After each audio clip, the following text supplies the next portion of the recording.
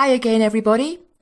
In this lecture, we are going to look at the last part of a product listing, and that's what we call the product description.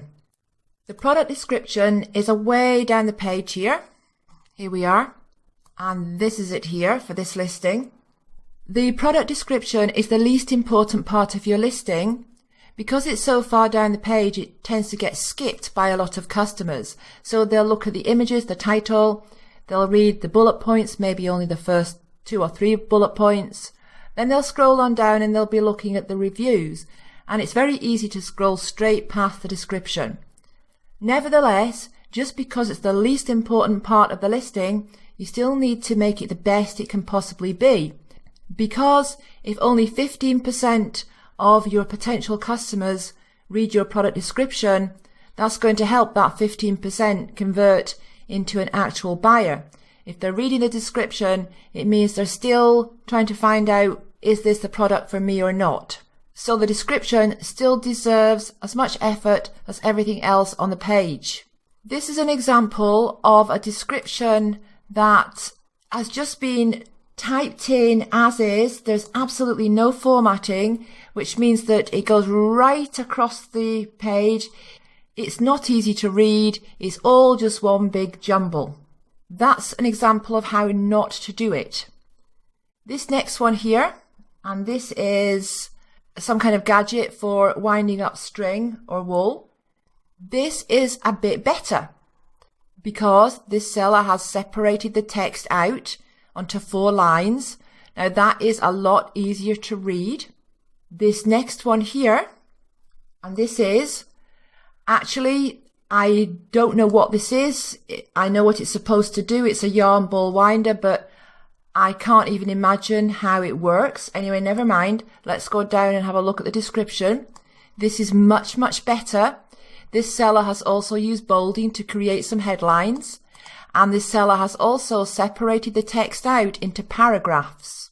The only thing I would say about this description is that a couple of the lines, this one and this one, are going too far across the page. So if it was cut off about here and then goes on to a new line, that would be a lot better. Even so, this is much, much better than the previous descriptions we looked at. Now let's take a look at this one. This is a set of paints, set of acrylic paints, and this is even better again. So once more, this seller has used bolding to create some headlines. This seller has separated the text into paragraphs. This seller has also used these dashes to indicate that these are like bullet points.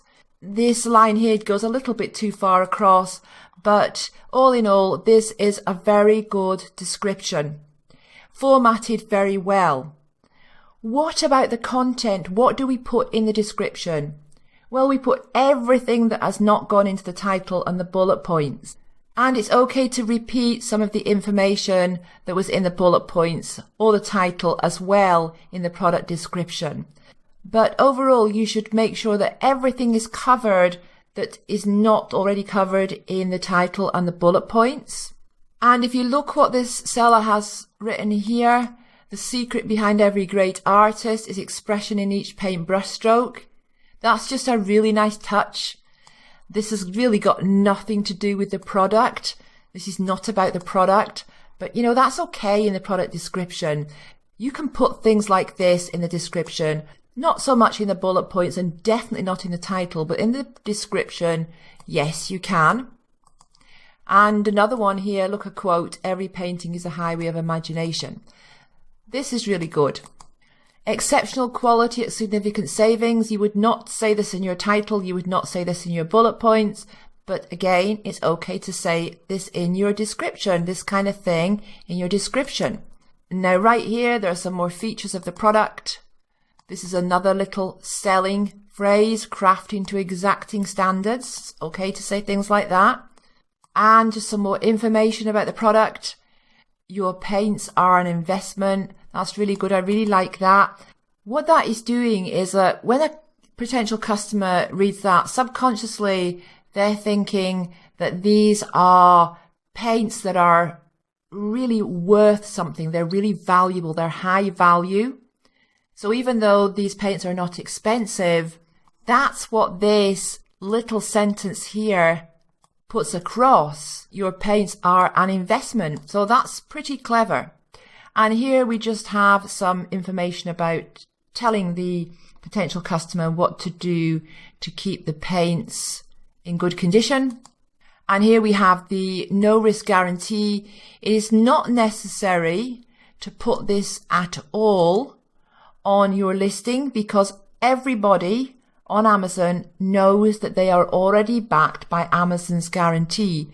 But if you want to put it on there, there's nothing wrong with putting it on the description. It would never go in the title and it shouldn't go in the bullet points at all. In fact, you'd be wasting a bullet point. But you can put this, if you like, in the description and click the add to cart at the top of this page now. That's okay to put that. That's a call to action.